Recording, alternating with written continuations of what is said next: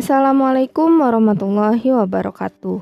Halo semua, kembali lagi bersama Podcast History bersama saya Midinar Sagita Putri. Kali ini Podcast History akan membawakan segmen kisah keluarga pahlawan revolusi. Segmen kali ini akan membahas kisah dari keluarga Jenderal Sutoyo Siswomiharjo part 3. Baik, tanpa berlama-lama, langsung saja kita masuk ke pembahasannya.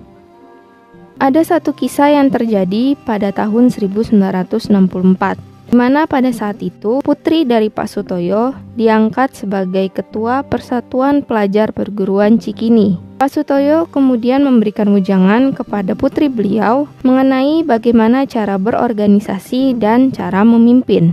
Beliau mengibaratkan seorang pemimpin sebagai orang yang ditandu oleh teman-temannya. Karena sebagai seorang yang ditandu, maka posisinya akan berada lebih tinggi dari teman-temannya dan ia memiliki wawasan yang jauh ke depan dan mampu menerjemahkan apa yang akan terjadi ke depannya. Kamu harus tahu seberapa kuat pangkuan tersebut. Itu berarti kamu harus melihat ke bawah. Kamu jangan hanya mengandalkan kepandaian, tapi lebih penting adalah mengembangkan karakter. Bisa bermunculan orang-orang pandai, tapi lebih penting dari sekedar orang-orang pandai adalah orang-orang yang berwatak.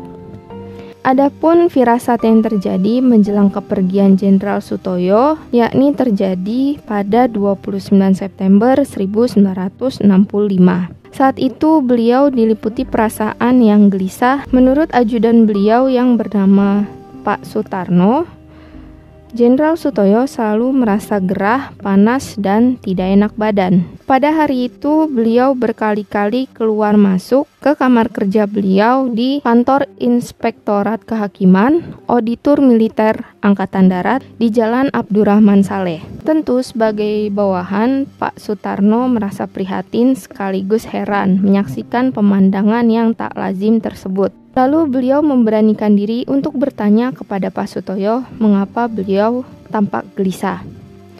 "Ah, tidak apa-apa," jawab beliau.